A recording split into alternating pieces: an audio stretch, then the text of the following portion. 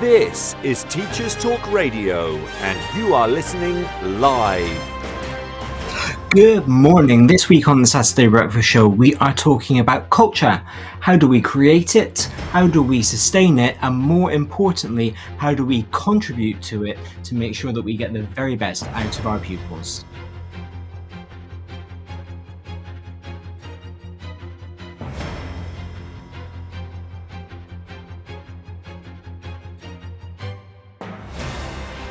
This is Teachers Talk Radio, and you are listening live.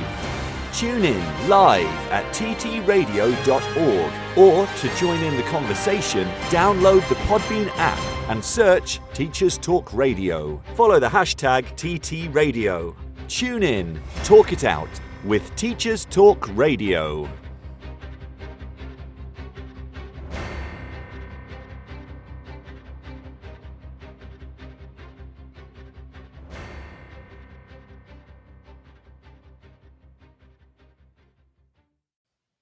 Good morning. It is Saturday, the 4th of May, 2024, the beginning of a glorious 3-day weekend for those of us here in the UK. I'm very, very excited because my school doesn't always do the 3-day weekend for the early May bank holiday. Quite often we only get the 2 days, and then we go in and we work on the bank holiday. As I've mentioned before a few times on the show, I teach in an independent school. So because independent schools work as businesses, they don't have to give the bank holidays if they don't want to.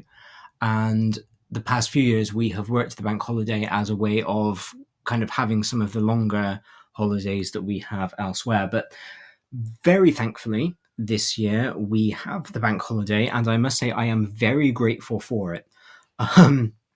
We have been back, I think, 3 weeks since the Easter holiday, and it's quite bad that I don't even know how many weeks it's been, but I'm sure it's been 3. But it seems like forever. For what has been a very jam-packed, really quite short 3 weeks, it has really taken its time. And I think a lot of that is to do with the timing of the year at this time of year. We have, in the last 3 weeks, crammed in our GCSE French, GCSE Japanese, and A-level French oral exams. There is no speaking for A-level Japanese, unfortunately, but that is good from our point of view because it's one fewer. Sorry, my brain is clearly not working. One fewer exam for us to administer. But yeah, we've done all of those already. Because of kind of how quickly the exams seem to be coming up, my year 11s will sit their French GCSE on the 14th in 10 days' time, which is really so scary. It's so scary. I was thinking about my year 11 class the other day, kind of remembering them when they were in year 3 and kind of just beginning their French journey with me. And I was thinking about everybody who had contributed to their learning over the past few years, and kind of how our pupils have so much input from us.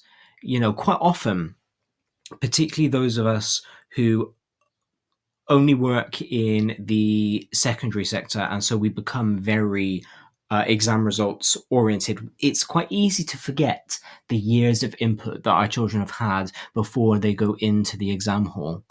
It's quite easy to forget how many different teachers have been able to work with them to have an impact, and how much input has hopefully resonated with our pupils. So I kind of just want to take a moment now to thank anybody who has ever taught anybody in my year 11 GCSE class, anybody who has taught them French. I'm sure that no one who has been involved with them is listening, maybe doesn't even know who I am. But thank you for your input. And, you know, I'm a big believer in the idea that GCSE results are ultimately nothing to do with me. I'm not the teacher that walks around talking about my results, because I haven't sat the exam. I sat my GCSE French far too many years ago. I'm not sitting it this summer, and so the results, they are not mine. I talked a lot about this on Results Day, or around Results Day. Last year, I did a show on the kind of stresses and anxieties surrounding Results Day, so please do go back and listen to that if you haven't already. But I am a firm believer that exam results are down to the pupils. It's the work that they have put in. It's the learning that they have done. My teaching is only a very small part of the language education that they go through.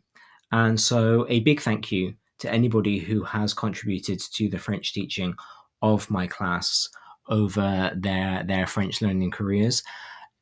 A big thank you to my class, who hopefully are not listening, because you should be revising,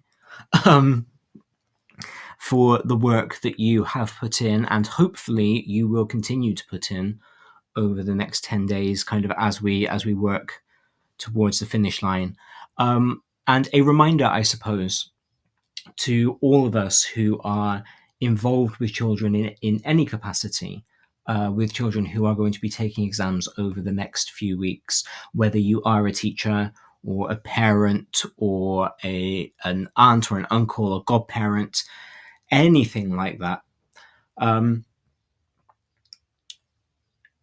Encourage the children. We're going to start seeing the normal, what's the phrase, usual culprits, there we go, coming out of the woodwork saying, oh, exam results aren't everything. I didn't get any GCSEs or A-levels, and now I earn £37 million an hour, blah, blah, blah.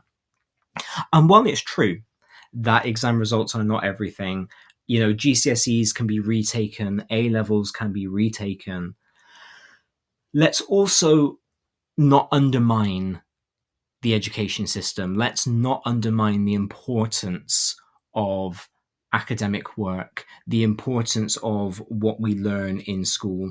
And, clearly not everything can be or will be learnt in school, and not everything can be or will be tested on an exam. But learning is important.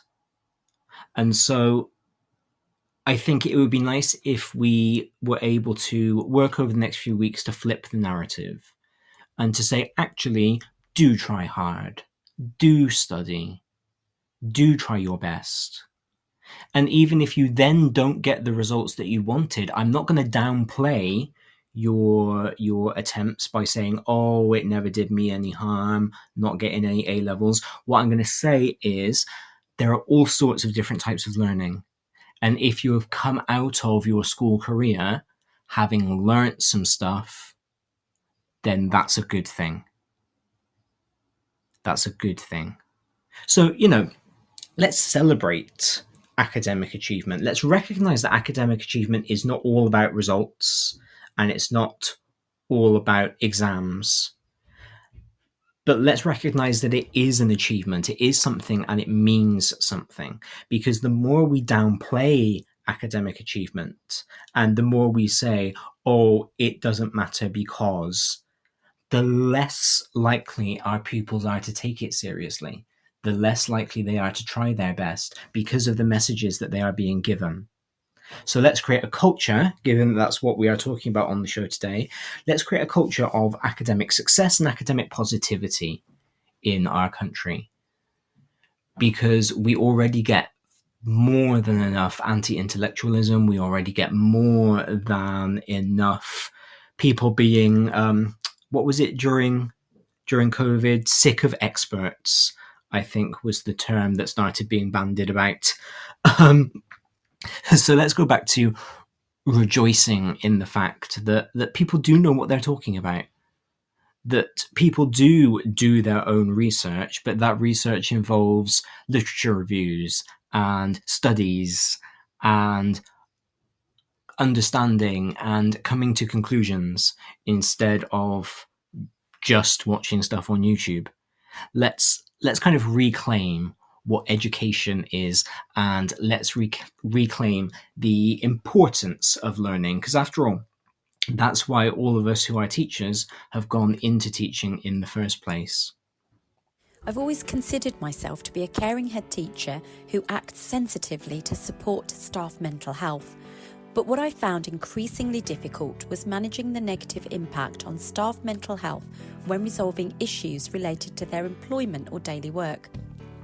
Heartfelt Leadership has been developed by Teachwell Toolkit as a handbook to support head teachers to overcome the challenges of school improvement while supporting staff well-being. We know that difficult conversations can quickly turn into conflict if procedures are not fully transparent, understood and followed. Our handbook takes you through step-by-step processes while maintaining mutual respect, avoiding conflict and finding solutions. This is Teachers Talk Radio News with John Gibbs. The first story this week is once again Ofsted.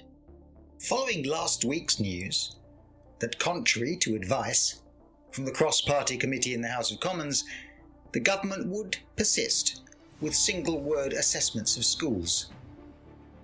This week, Ofsted Chief Sir Martin Oliver announced that he would like Ofsted inspections to feel more like a peer review. At the Schools and Academies show on the 2nd of May, Sir Martin indicated that Ofsted had embarked on a reform journey, and he further noted that he wanted Ofsted inspections to feel like, in some ways, a peer review system. While Ofsted and Sir Martin have launched the Big Listen consultation, a group of former Ofsted inspectors, academics, experienced teachers and head teachers, led by Professor Colin Richards and Frank Norris MBE, have launched the alternative Big Listen. They've set up their own website and are accepting responses and views from across the education world.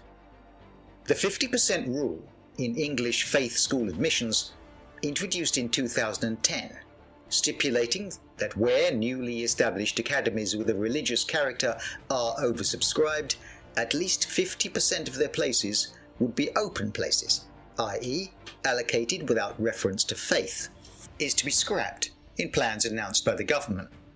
The government also plans to allow churches and religious groups to open faith-based schools for children with special educational needs, which campaigners warned could raise ethical issues. Proposals to scrap the 50% cap, which only applies when schools have more applicants than places, are opposed by Rowan Williams, the former Archbishop of Canterbury, on the grounds that it would be divisive and likely to penalise disadvantaged children by denying them access to local schools. While the government believes that faith-based schools give parents greater choice, encourage better behaviour, and also academic outcomes, Andrew Copston, the Chief Executive of Humanist UK, is quoted as saying, "The proposal to allow 100% religious discrimination in new state faith schools will increase religious and racial segregation." Teaching assistants are again in the news this week.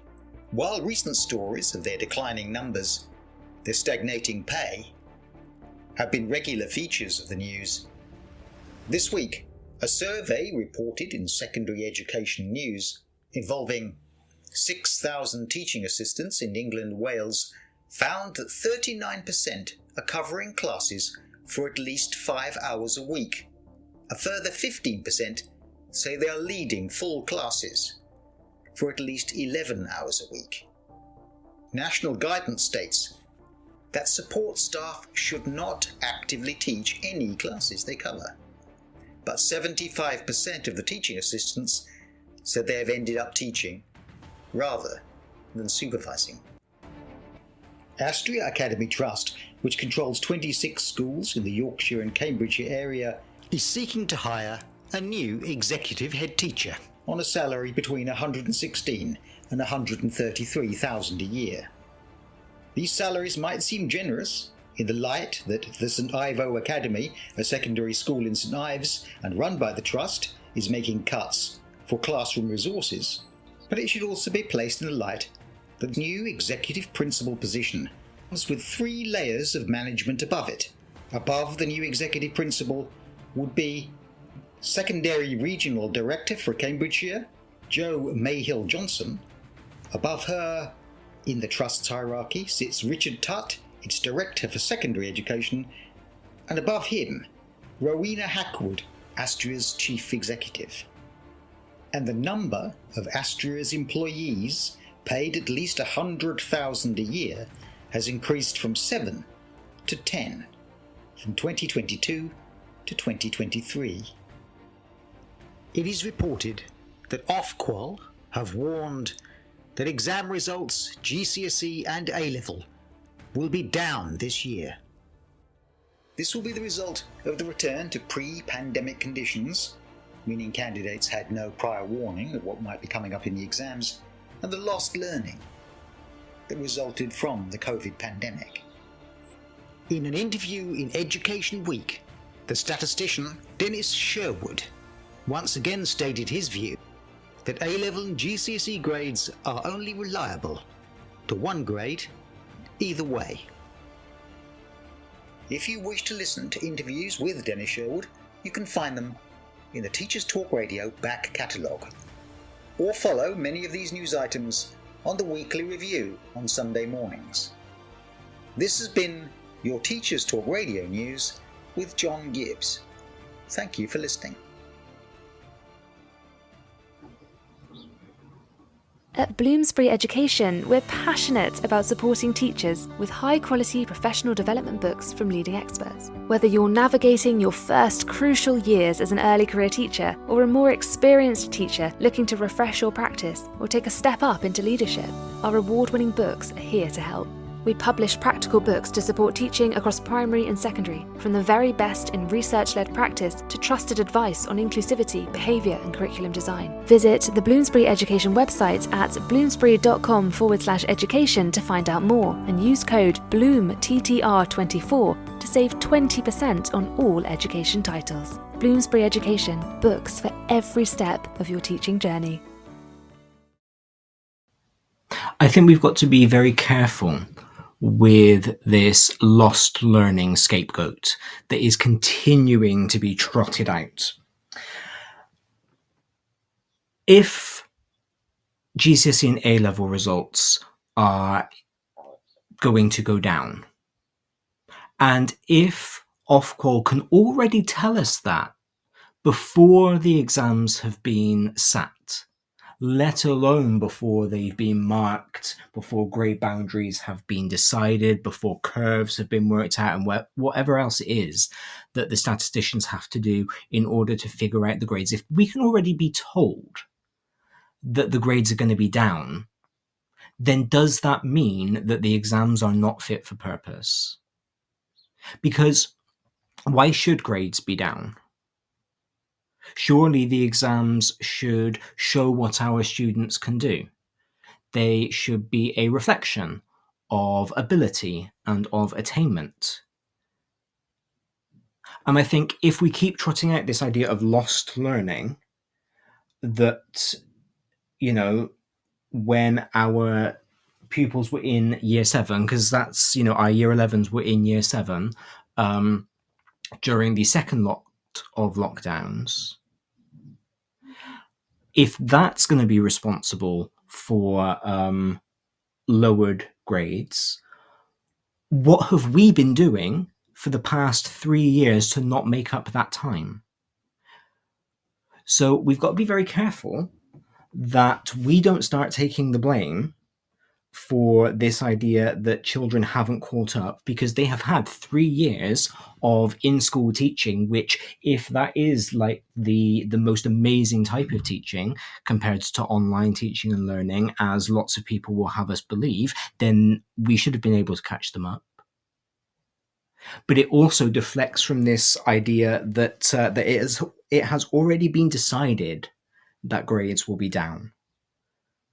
And if grades are artificially lowered which is actually worse than them being artificially inflated, let's be honest. If they are being artificially lowered, then why are we sitting exams at all?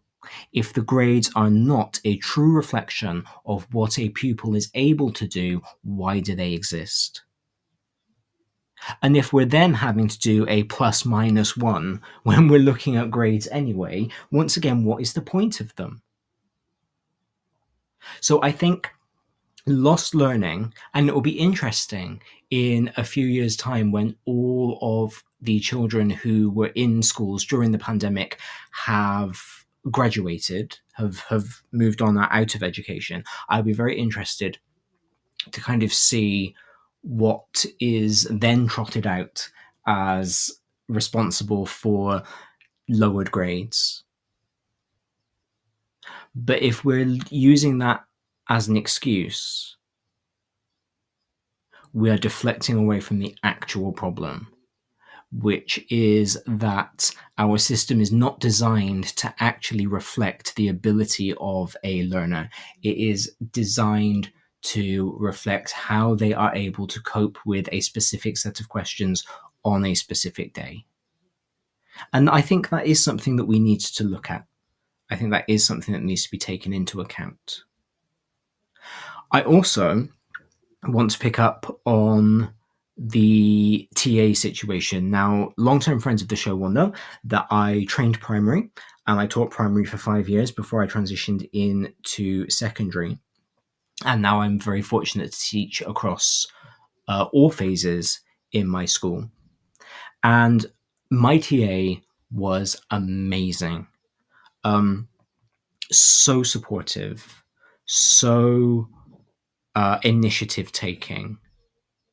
She always knew when I was an NQT.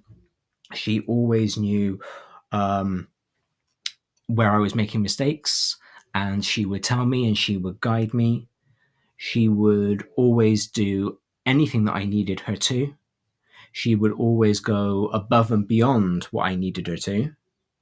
And I think that TAs and support staff truly are the backbone of all schools, But having them teach rather than supervise does two things. First of all, it creates awful divisiveness between teachers and TAs. Because let's be frank, there is a massive pay disparity there. And so if a TA is doing the job of a teacher by leading classes, should they not be paid as a teacher for doing that? And if they're not, if we're saying that actually whoever leads the class gets paid the TA salary, then that does mean that the bulk of our job as teachers, the part that makes up the rest of the salary is not actually the teaching, but is all of the planning and marking and assessing and all of that we do kind of out of hours. And if that's the case, then there needs to be some reform into what that actually looks like. So I think that, beyond the almost exploitative nature of saying, oh, we need to save some money, so we won't call in a PPA teacher, we'll get the TAs to cover classes while the teacher takes PPA. We also start opening cans of worms that we really don't want to be opened regarding who gets paid for what. And I think, as the country as a whole in all sorts of industries is looking at pay disparity and is looking at below inflation pay rises and all of that sort of thing, we need to be very, very careful about potentially creating further rifts within the sector. So that's just my tuppence worth on the news this week. Thank you to John for putting that together. The news is always really, really interesting. I love listening to it because there are always things that I've missed. and it's really good to get caught up on a Saturday morning. But let's move on. Let's talk about culture. Now, last week I talked about how schools should take a whole school approach to well-being. If you haven't listened to that show, please do go back and listen to it. It's very, very important that we build a whole school approach to well-being. It's very, very important that we take well-being in schools seriously. But it got me thinking that I talked about whole school approaches, and I talked about, leading from the top and all of that sort of thing. But I didn't really delve into why whole school approaches to things like well-being are important. I didn't delve into this concept of school culture. And culture is something that I'm really interested in. I consider myself a very cultured individual, quite frankly. I read books, I watch films, I do stuff, which is probably cultural. Culture is a big part of my teaching. I'm a language teacher, I'm a classics teacher, and so, I am always going on about religion and festivals and arts and sports and everything else that we might consider to be culture in order to help broaden the worldview of my pupils. And so I got thinking about what school cultures are like, because schools are all microcosms, aren't they? They are all small versions of the country in which they are based, small versions of the world in which they are based. And so each school has its own culture. But what do we mean by that? What actually is it to have a culture? What is it to create a culture? How do we measure culture? And probably most importantly, how do we safeguard culture and how do we improve it? So that's kind of the research rabbit hole I have been down this week. So I'm going to start, as I quite often like to do, with a theorist. We're going to talk very briefly about Bourdieu. Now, last summer, I did some sponsored shows with Pearson talking about the new MFL GCSEs. And one of the shows that we did was on cultural capital. Please do go back and listen to that show if you haven't, because that was an amazing discussion with a range of very talented panelists on what we think cultural capital is. Cultural capital was defined by Bourdieu. It was coined by him. And it's this idea that the culture in which we grow up gives us some kind of cachet. It gives us some kind of currency that we can leverage to our benefit. And one of the things when we talk about cultural capital within schools and when we talk about attempting to improve the cultural capital of our pupils, it's about ensuring that in schools we give our pupils access to things that they might not have access to at home. So it's about the school trips to the museum, because the parents might not be able to afford to take them to a museum. They may not drive, and so they may not be able to get there. It's about access to things like film and music and dance and theatre. It's about the things that children bring into the classroom from their outside lives that we use to make our lessons interesting. Whenever the old cliche of make your lesson relevant to your children's lives is trotted out, it's cultural capital that we're actually talking about. And the more cultural capital a person has, just like any kind of capital, like when we talk about capitalism, the more money a person has, the more they are able to do. The more cultural capital a person has, and in our case a child, but we can also think about our own cultural capital as adults, the more access they have to things that will help to improve their lives. Cultural capital quite often intersects with social capital. So, if you, let's say you attend a lecture. As an adult, you attend a lecture. At the lecture, you meet a few people who are interested in the same sort of thing as you. Maybe after the lecture you go because the person delivering the lecture is signing the book. You get them to sign the book. You talk about how interesting you found it. You have a little conversation with them, and maybe afterwards you DM them on Twitter. Just say, "Oh, thank you very much. That was really interesting." While at the same time you set up a little WhatsApp group with the people that you met at the lecture, just so that you can keep in touch. And maybe that keeping in touch leads to the creation of a podcast about whatever topic the lecture was on. And maybe that podcast picks up some subscribers. And so it leads to a book being written about the content of the podcast. And because you have so many subscribers, a publisher becomes very interested in that book.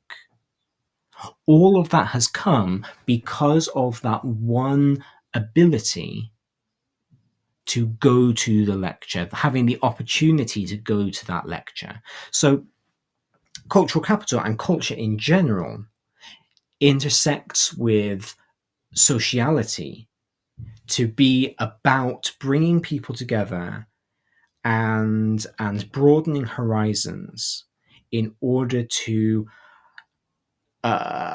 steady the path that we as a teacher or our pupils might be on. And this is why culture is important. You know, it's not about creating, in inverted commas, cultured people. It is very different. You know, the concept of culture is very different to going to the opera, going to the ballet, going to Shakespeare. But it is related to that. It is related to what, as a group of people, we decide is important. And that brings us to how we create culture in school. A culture of a school is what the school, as a group of people, has decided is important. We're going to have a look at the 2016 investigation into Wells Fargo for a moment. Now, I feel like such a hypocrite doing this because I've sat through lectures as part of my EdD at uni. We did a module last year on educational leadership. And one of the big things that we learnt is that there is no actual educational model for leadership. What we've done is we've taken business leadership models and just kind of shoved them on top of schools and manipulated them until they vaguely fit. It's a bit like taking a pair of scissors to a jigsaw piece and snipping at it until it fits into the jigsaw. So I hate that I am about to use this example because I object to this. I think that schools should have their own methods of leadership. I think that schools should have their own culture independent of businesses. But I also have to accept the fact that at the moment they don't, and kind of lean into whatever I can. So in 2016, there was some investigations into Wells Fargo, which has been termed the most valuable bank in the world. And these investigations, the written report kept referring to the culture of the bank. The investigation happened because the Senate committee was looking into some alleged fraud. And the committee basically looked at the CEO, John Stumpf, and said to him, "You are responsible for the culture of the bank." And they kept using this term culture. And they determined that the culture of the bank was the constant pressure to sell bank accounts, to sell loans, and to sell products, which created this kind of climate of both fear and stress for consumers and also for those who worked there. And it also created a culture of hard selling. And of course, culture and climate are slightly different, and we will talk about those differences as we go along, because it is really important for us too. The American Safe and Civil Schools paper defines school culture as the beliefs, perceptions, relationships, attitudes, written and unwritten rules that shape and influence every aspect of how a school functions. The term also encompasses more concrete issues, such as the physical and emotional safety of students, the orderliness of classrooms and public spaces, and the degree to which the school embraces and celebrates racial, ethnic, linguistic, and cultural diversity. So from the safe and civil schools standpoint, school culture is huge because it encompasses so many different things. But culture is huge because it encompasses so many different things.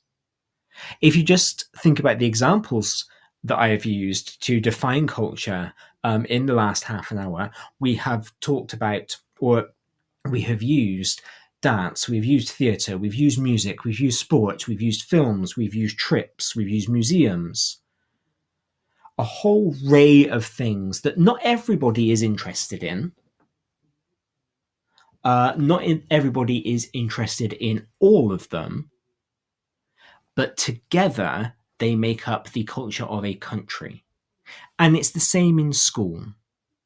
Together, the safety, the orderliness, the diversity, the perceptions, the relationships, the attitudes, the rules, all of that together work to make a culture of a school, a culture of a workplace. Because, as I often say, here on Saturday Morning Breakfast, we don't just have friends who work in schools as teachers.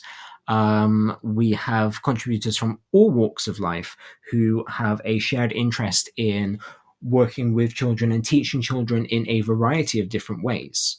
And so, of course, while I talk about school because I am a teacher and this is Teachers Talk Radio, it can be applied to any kind of workplace because all workplaces have cultures. And those cultures can be positive, they can be negative, they can be thriving, they can be toxic, depending on how mindfully they are managed. So let's have a think for a second about culture and climate, because I alluded a couple of minutes ago to the difference between the two. Now, if I were in a classroom, I would ask you to talk to the person sitting next to you. Have a think about what it means, about what culture means, about what climate means. But instead, because I'm not in my classroom, what I'm going to do is I am going to say to you, take a minute to think about what culture and climate means whilst we have a listen to a word from one of our sponsors, but do pay attention to the word from the sponsor, of course. Please do, if you are listening live on the Podbean app, whilst you are thinking about this, text in to tell me what the word culture means to you and what the word climate means to you. If you are not listening live on Podbean, but you are listening live elsewhere, then please do tweet me. I'm at Mr. D. Lester. Let me know what culture and climate mean to you. And if you are listening back on playback, even though I won't be able to respond to you within the next couple of minutes, do still let me know what you think culture and climate mean, because I am always interested to hear what you all have to say. I've always considered myself to be a caring head teacher who acts sensitively to support staff mental health. But what I found increasingly difficult was managing the negative impact on staff mental health when resolving issues related to their employment or daily work. Heartfelt Leadership has been developed by Teachwell Toolkit as a handbook to support head teachers to overcome the challenges of school improvement while supporting staff well-being. We know that difficult conversations can quickly turn into conflict if procedures are not fully transparent, understood and followed. Our handbook takes you through step-by-step processes while maintaining mutual respect, avoiding conflict and finding solutions. Okay, so this is the point where if I were in my classroom, nobody would put their hands up to tell me what they think about culture and climate, but that's okay because I'm the teacher and I know the answer anyway. Culture is, as I've said, this idea of shared values. It's shared perceptions. It's things that are shared. It's things that people have in common. Climate is how those things are put into place. So climate is the day-to-day feeling, I suppose, of a school, whereas the culture are the day-to-day doings of a school. Maybe you could say the culture is what is intended, while the climate is what is felt. And hopefully, if you've got yourself a successful school culture, then the two are interlinked. Both culture and climate, they start with leadership. They start at the top. There's that famous old cliche, a fish rots from the head. Now, I don't even know if that's an actual saying. It keeps being trotted out as a Scandinavian saying. I don't know if it is, but it's always used when there's this idea that positive culture or negative culture, positivity or negativity in any kind of corporation come from the top.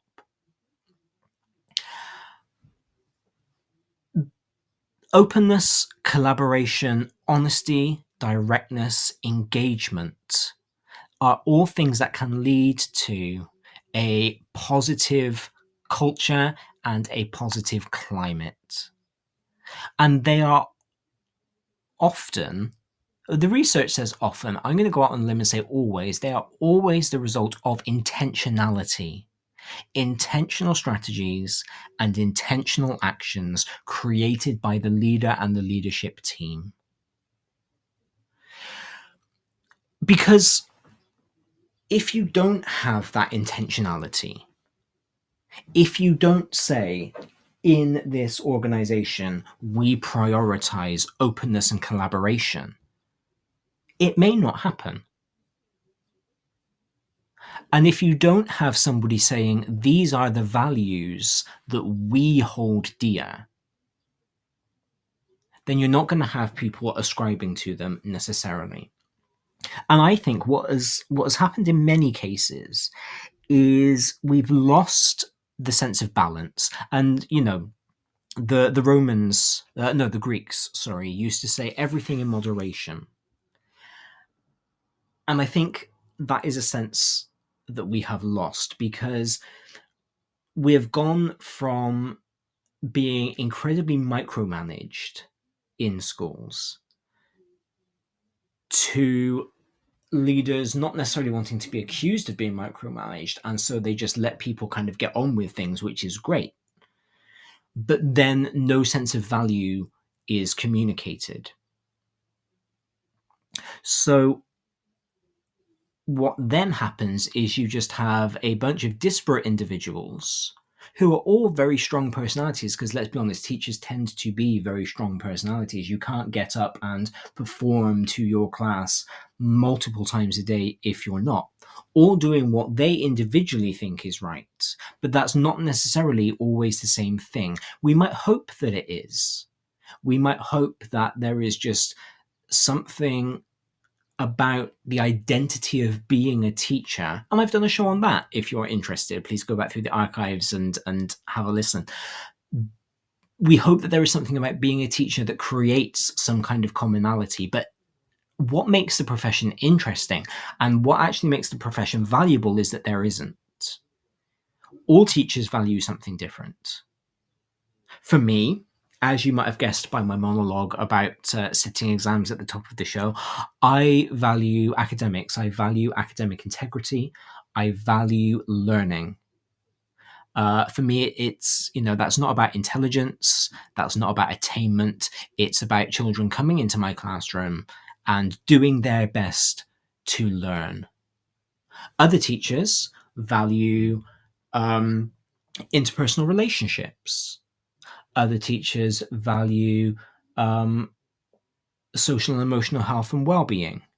So all teachers, despite the fact that we are in the same job and in the same types of setting, we all have slightly different priorities. We all have slightly different values. And that is what makes schools work well. Because it means, as I've said on the show before, that as one teacher, you don't have to do everything. But as a school, as an organism, you have different people responsible so that you do everything.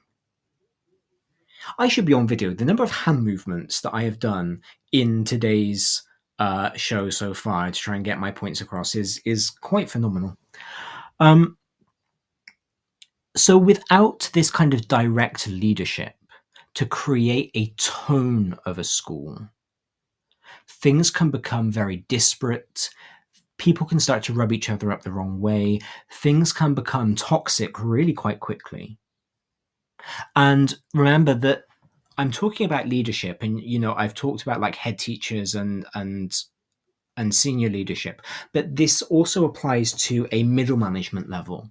It also applies to head of departments, to the unofficial leaders within schools, the teachers that people turn to for advice because they've been there a long time, because they're very experienced, because they are leading in their field, whatever it might be. So I think being honest and vocal about what the values of your school are is the best way to create a climate, because then people know what they are buying into. I've said this before on shows that I've done about interviews. Go back and listen to those. Today is just me plugging all of my old shows. But I've talked about how it's okay if your values as a teacher do not align with the values of a school. That's not a failing on either part. It's just a mismatch of the values. But if a school is open and clear about what their values are, then it's going to save everybody a lot of time and hassle, because somebody who doesn't align with those values is not going to apply for a job at that school. So again, you can help to create that kind of culture. Inversely, if schools aren't open about the type of schools they are, and they aren't open about the kind of culture that they're trying to create, that can lead to fear. It can lead to stress, because as a teacher, you're not entirely sure whether you're doing the right thing. You're not entirely sure whether your management team agrees with the way in which you are teaching, whether they are supportive of the way in which you are teaching. School leaders who are discontented, who are individualistic, who are blaming of others, they can then also create a very negative culture and a very negative climate. And this is where the word toxicity can start to be bandied about. So culture is kind of self-fulfilling. Leaders decide what the culture of a school is. They make it very apparent what the culture of a school is. They make it very explicit. And that then drives the people who are there, who buy into the culture, and so talk about it. And what you then have is this thriving culture, this thriving organism, where everybody is on the same page and everybody knows what they're doing. We've seen over the past couple of weeks, and I alluded to it on last week's show, the photographs of corridors that have lit up Twitter lately. We've even done a show about it. Tom, was that you who hosted the show about the corridor decorations? But regardless of what you think about how corridors are decorated, the one that people seem to be taking offense at, the one with the posters of slant and all the other acronyms that elude me at the moment, they were making their culture very clear. You were walking down those corridors and you were seeing what was important to that school. And the fact of the matter is, you walk down a corridor and you see what's important to that school, whether it's intentional or not. You walk down a corridor and you see students pushing and shoving each other, and there is not a single teacher in sight trying to direct them. Then you are seeing a school whose culture doesn't value calm behavior during transition time. You walk down a corridor and you see gum stuck to the walls. You are seeing a school that doesn't value the cleanliness of itself. These are all hypotheticals. These are all things that I'm making up. I am not suggesting that any schools have these things in their corridors, of course.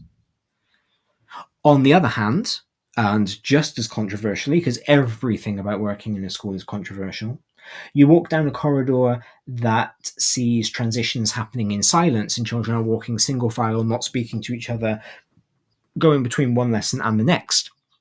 Then you are seeing a school that perhaps doesn't value conversation, or that is saying that it values silence over interaction. Everything that you see when you are in a school, everything that you see when you are anywhere near a school, is talking about that school culture. It tells you what that school's values are. And if these things are not intentional, if they are not designed, if they are not deliberate, then they're going to escalate, and they're probably going to create a kind of culture that the school doesn't want. We hear a lot about deliberate practice in our classrooms. It comes up. It's a fad every so often, isn't it? In Inset, we're retold about deliberate practice. But actually, it doesn't just apply to classrooms. It applies to creating the culture of your school as well. So be clear about what your values are. Be clear about what you expect. And that just means that everybody knows where they stand, and everybody then can contribute towards the creation of that climate. So culture itself within a school, within any organization, can be broken down into different components. And again, all of these components need to work together, and they need to work in harmony in order to create a positive school culture. So the components tend to break down into facilities. What are your facilities like? And again, this isn't about having a lot of money. It's just about making sure that everybody shows respect for the facilities. You know, if you've got students sticking their gum under the table, then that's not showing respect for that table, regardless of how much it cost. You've got classroom decor. Now, classrooms are very, very personal spaces. I read some research recently that likened a teacher's classroom to a bedroom, in that they are often created and cultivated as very personal spaces for that teacher, because it's a space that a teacher is in for so many hours a day. And so it becomes a very personal reflection of who that teacher is. Professionalism is a big part of school culture. And of course, professionalism needs definition because it's very, very broad. So within the school, how do you define professionalism? How are you expecting your teachers to act? And this can come down to things like dress code. Do you have a very strict dress code for your male staff, requiring jackets, shirts, and ties, while being a bit more lax with your female staff? Because that creates a culture. Is professionalism about how you talk to other teachers?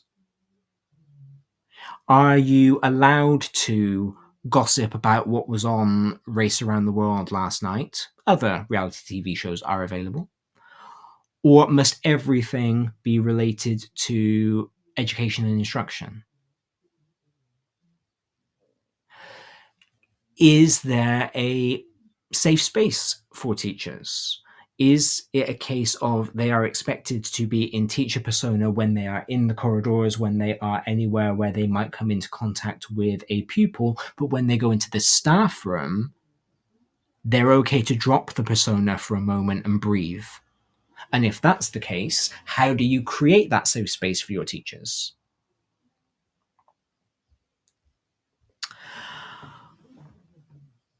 How do teachers interact with the admin, and how do admin interact with teachers? How are those difficult conversations handled? How are those positive conversations handled? Do head teachers only ever talk to teachers when there is a complaint being made, or do they recognize the positive contribution? We go out of our way to send our pupils to the head teacher for good work, just as much as we do to send pupils to the head teacher because they've done something wrong. But do we do the same to our staff? How prepared are the teachers, both in terms of the day-to-day lessons, but also in terms of the initial teacher training? What are the expectations of your students? What is your behavior policy like? How do you interact with parents? How do you allow parents to interact with you? How do you sign off emails? Do you use your title or do you use your name? Should I sign off an email to a parent as Mr. Lester or as Darren?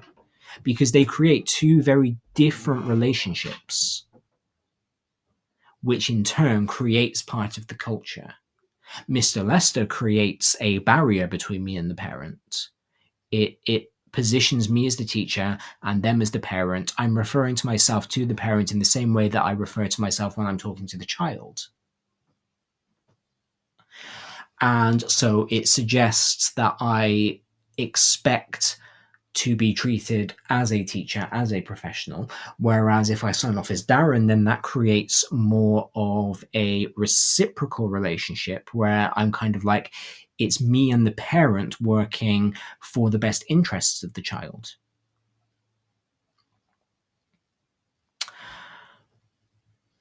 What school celebrations are there? What school rituals are there? Do you start with assembly at the same time every day? If you do, an assembly is kicked for something, why is that? Because you've spent a long time telling people that assembly is really, really important, but it can be kicked for all kinds of reasons. Do you celebrate the founding of your school? Do you know when the founding of your school was? How important is sports day? Do people undermine sports day by talking about how it's a lost learning opportunity? If they do they do that just to other adults or to children? What is the structure of your meetings? Do you have very business-like meetings where an agenda must be adhered to, where minutes must be kept? Are they a bit more informal? Does it depend on what type of meeting it is? And if so, does that mean that some meetings are more important than others? All of these things are what contribute to the culture of your school. And if any of those are not treated deliberately in the same way that we treat our classroom practice deliberately, then you are going to lose control of the culture of your school, and you may well end up with a school that you don't like particularly.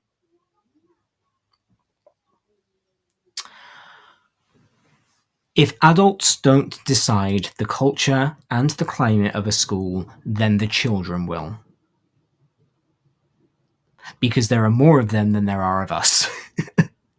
So if we don't take control, and if we don't say, this is what our school is like, the children will dictate that. And when the children start dictating the nature of a school, then it becomes increasingly difficult to actually educate them.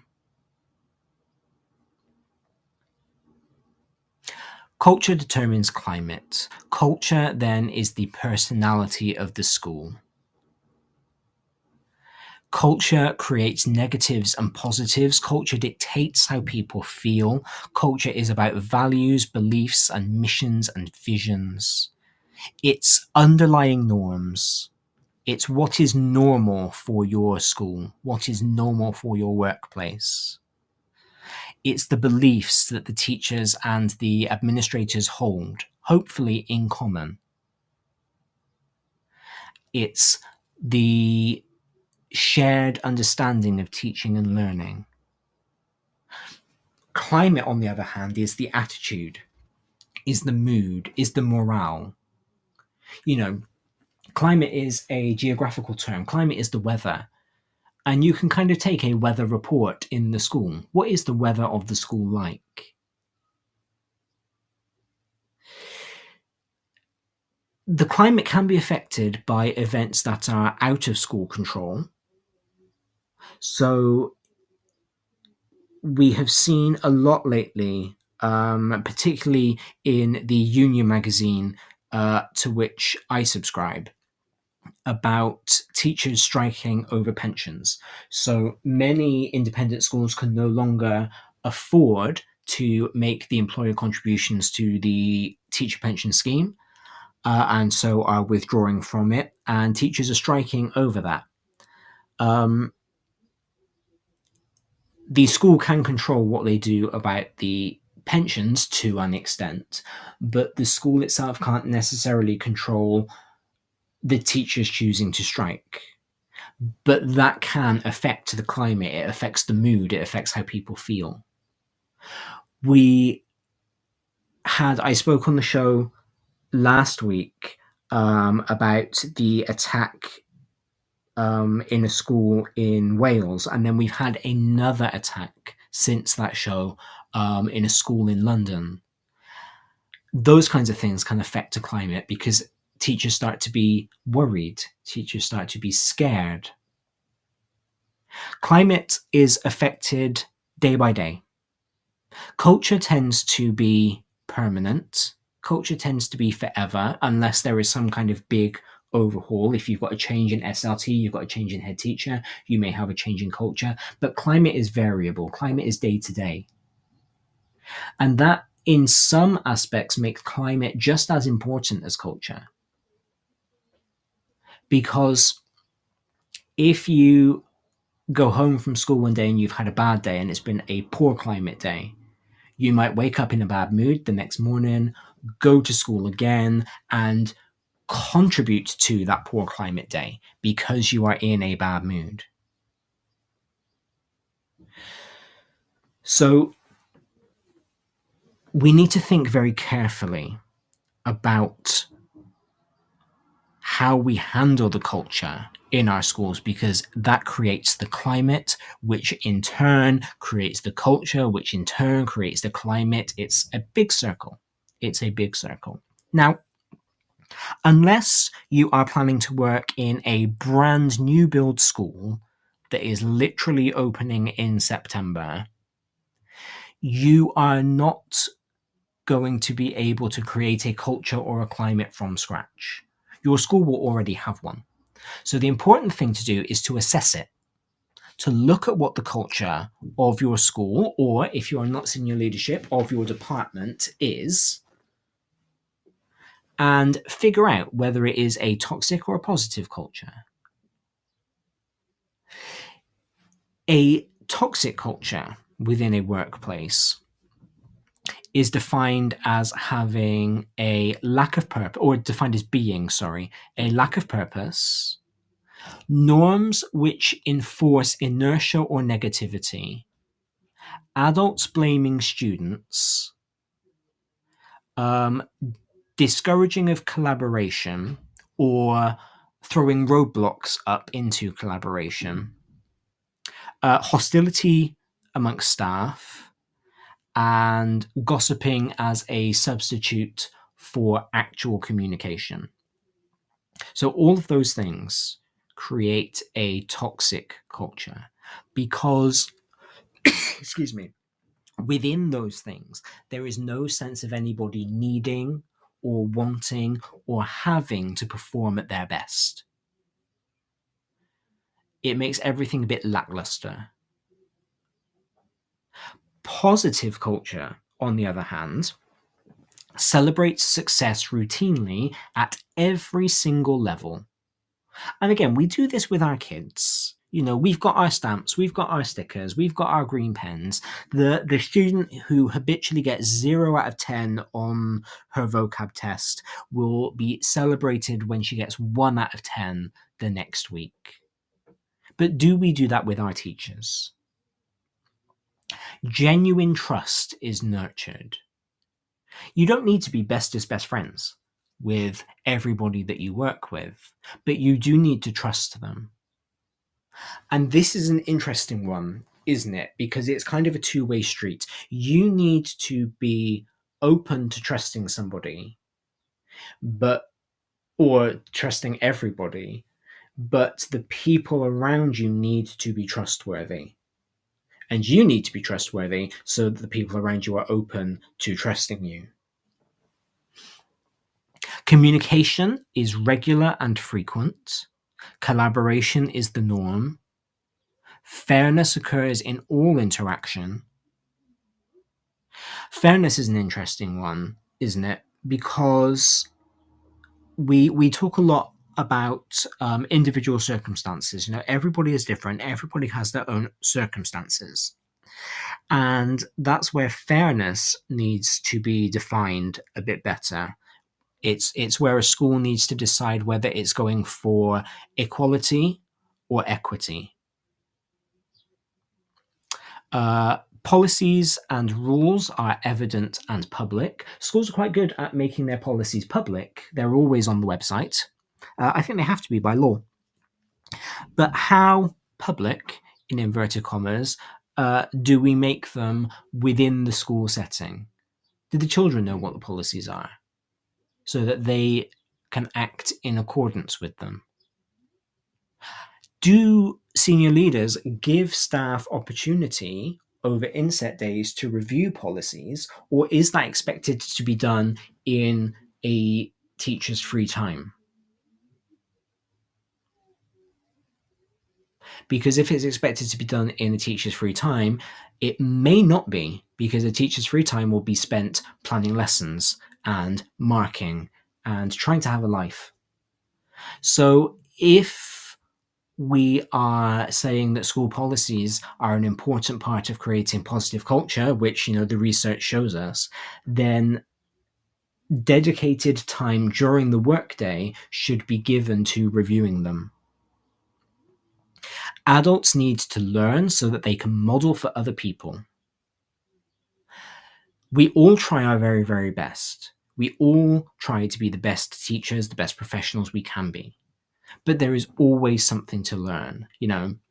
Neuroscience is this huge field where people are always finding stuff out about the brain. So why would we as teachers think that we don't need to keep up with the latest thinking? Why would we think that the pedagogy from 100 years ago, when they knew a lot less about how the brain worked, is still what's best for our pupils?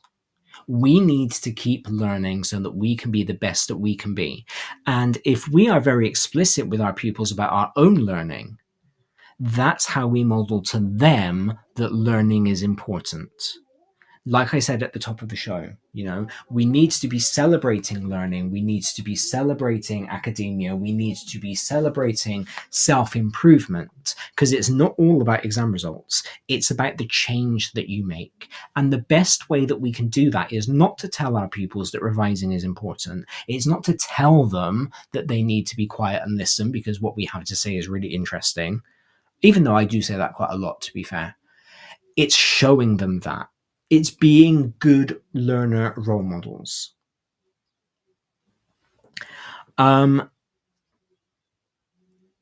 Positive school culture also prioritizes character and moral development.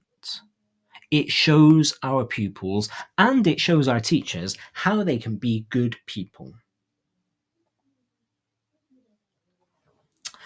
There was a UK survey in 2004 of 134 secondary schools. And it reported that successful schools have a demanding culture, a hunger for improvement, a promotion of excellence, and hope for the success of every child. And what really jumped out at me there was the hunger for improvement. I think it's really easy for all of us to rest on our laurels a little bit. Because let's be honest, there is a judgmental aspect to schools. We talk about Ofsted judgments, don't we? there is this idea that we have to be perfect. And if we are seen to be learning, if we are seen to be trying to improve, then we're admitting that we're not already the best that we can be. And if we're not the best that we can be, are we letting our children down? And we need to eradicate that mentality. We need to accept the fact that there is no such thing as perfection. We need to accept the fact that there is always room for improvement. We say this to our pupils, so why do we not take it on board for ourselves? And we need to be actively seeking out that improvement. And we need to create a culture that facilitates that. Now, money is tight, CPD budgets are tight, time is tight, and so it's not always that easy. But what we can do is make it a priority. And if we say in our school, improvement is the priority, pupil improvement is the priority, staff improvement is the priority, and we will do what we can to support you as you improve, and you can decide what your improvement looks like.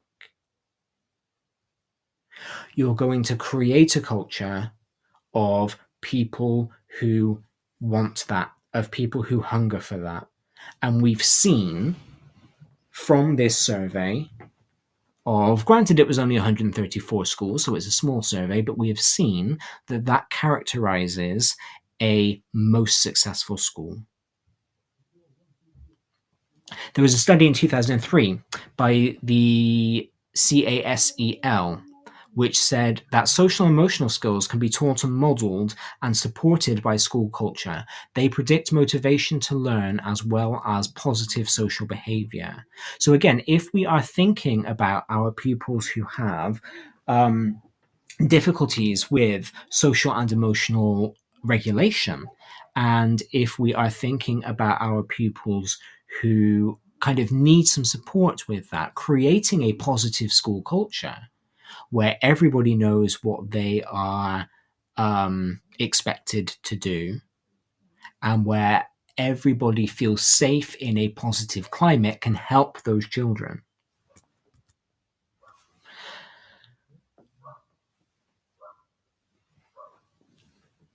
To build or to improve, to ameliorate school culture, then, if you are looking at the culture of your school, if you are looking at the culture of your department, and you are identifying areas of improvement, there are different ways that we can do that. Quite often we use that term toxic as an absolute. And that's quite often the case when people are angry, when they've left a workplace under a cloud. That was a toxic place to work. But actually, there can be improvements. And there should be improvements. I've literally just spent the last 2 minutes talking about how successful schools have a hunger for improvement. But how do we improve? How do we build that school culture? The first thing, as I've said many times already over the last hour, is that it has to be deliberate. All of the research shows us that culture doesn't happen by accident. It may look like it happens by accident, but any accidental culture that exists is in fact neglectful culture. It's what happens when the children are allowed to rule the roost. So there has to be deliberate shared practice from the top so that everybody knows what they are looking out for. Everyone has to understand what the school culture is. Now, this sometimes is where schools can be accused of indoctrination. Because if you are saying to a whole group of people, this is how this organization works and this is how we expect you to behave, you are controlling them to a certain extent. But that kind of is how the world that we have built works. It's how employers work. You can't just turn up to your office dressed however you like, at whatever time you like. You can't dictate your own pay. So we have decided that there is this world where we must follow rules in certain situations, but for some reason, when it comes to schools, that is seen as indoctrinating people. So we need to make sure that we find ways to extol the school culture, to be very clear about what is and is not acceptable, but in a way that kind of models what the workplace is like. We need to provide the right tools to create the school culture. We need to provide access to the CPD. We need to provide posters in the corridor outlining the rules. We need to be very careful about what we're measuring, because what we are measuring is what we are telling people we value. Are we measuring attendance? Are we giving out perfect attendance awards? If so, we are telling our children and our teachers that we value attendance. And that can then create presenteeism. The idea that somebody is physically there, but maybe not mentally, emotionally, spiritually.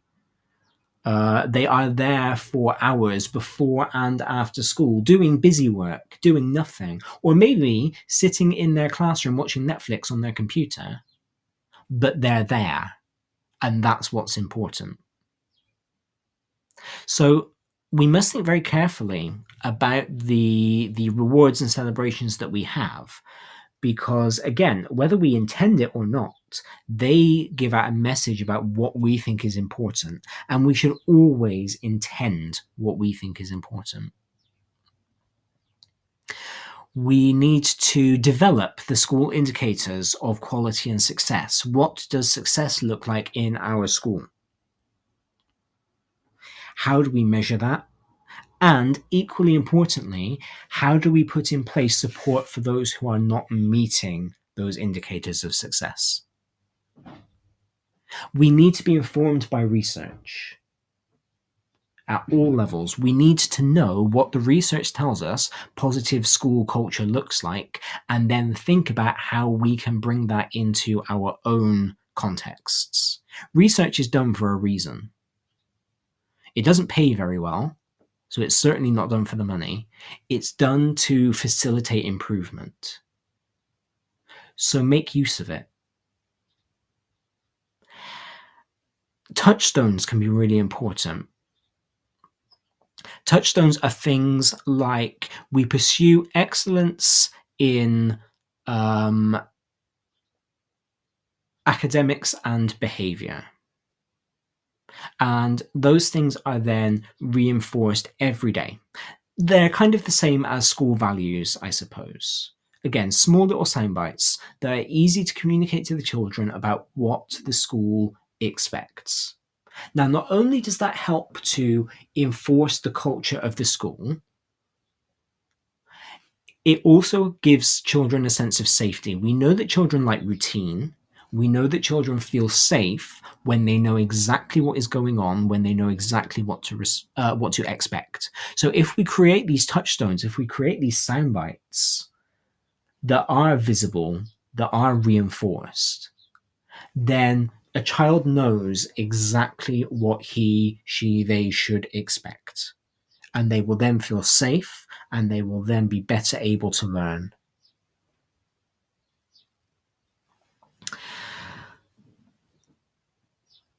The Safe and Supportive Schools report that I referenced earlier talked about how we can use a school culture to help our children to thrive, because ultimately that's what schools are for. You know, I'm very much an advocate of teacher well-being, of teacher training, of making schools the best place for teachers, but they are ultimately about the children. And so our school culture really should begin and end with them. What do we want for our children? And again, safe and supportive schools, this is an American publication, but I think even though educational standards may be different, educational outcomes may be different, we do ultimately all want the same things for our kids, which is to give them the opportunities to thrive and to succeed. So it says students are safe, physically, emotionally. They are treated fairly and with equality, and they are taught how to avoid risk. Students are supported, so they have meaningful connections with adults, and they have strong bonds with the school, they have positive peer relationships, they have effective and readily available support. They are challenged, there are high expectations, there are strong personal motivations, life goals are prominent, there are strong and diverse academic opportunities. Now, life goals in particular, oh, excuse me again, are something that has become increasingly important over the past few years. Our year 8s at school are about to go through their first phase of careers advice, which is something I don't think I had until I was picking my A-levels. And I've noticed over the last 10 or so years, children have a much stronger idea of what they want to be when they grow up. When I was asked as a child, it was always a kind of imaginative what if. I am making lots of those things come true. I wanted to be a writer and that's happening. But it was always, to me, it always felt like a game. Whereas I've noticed that children now are very aware of career paths. They're very aware of what it is that they want to do. And if we have a positive culture in school, we can help to reinforce that, because we can say to them, right, you want to be a mechanic. These lessons are going to help you to get there in this way. And it shows the children how school benefits them specifically. Because again, we know that children are very individualistic. We know that Generation Alpha in particular is the most individualistic generation so far. Again, I did a show about Gen Alpha a few weeks ago. Do go back and listen to that if you are interested in what it's like to teach the upcoming generation. So if we can say, right, you want to do this, school's going to help you in these ways, they will be more inclined to buy into what they have to do in order to succeed, because they will then see the relevance. We always used to pay lip service to relevance, didn't we? But put in learning objectives on the board. In today's lesson, you will do this. But if we actually make it relevant in your life, this will be helpful, because then we can help to build that positive school culture. We need to make sure that our students are socially capable, that they are emotionally intelligent, they are culturally competent, they are responsible and persistent, they are cooperative, and they contribute to the school. They don't just take what we have to offer, but they contribute something as well. And I've noticed this in student leadership.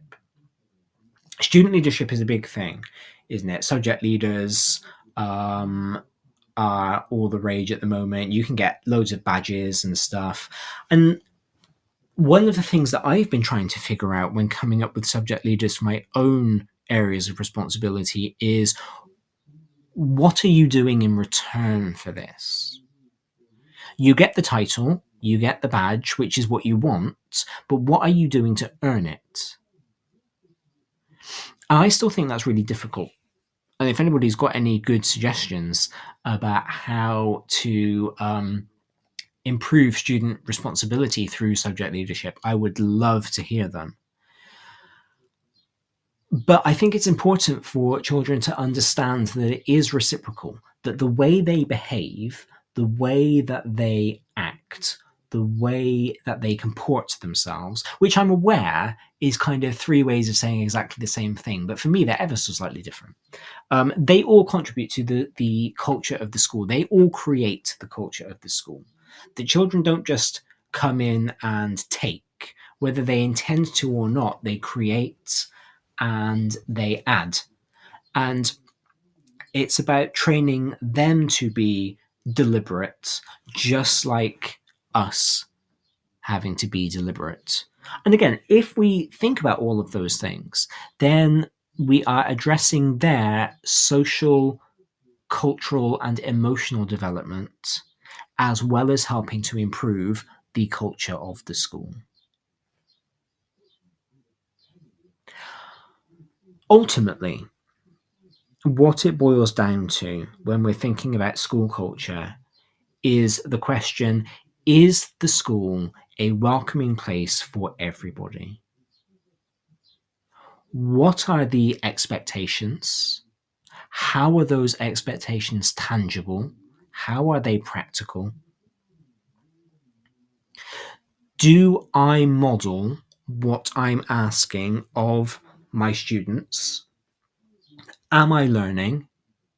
Am I pushing myself? Am I coming out of my comfort zone? That was a big thing that I learned in my initial teacher training. If I weren't willing to do something, I shouldn't ask my students to do it. And I've kind of kept that with me over the last 20 years. And I think it's really important for creating culture.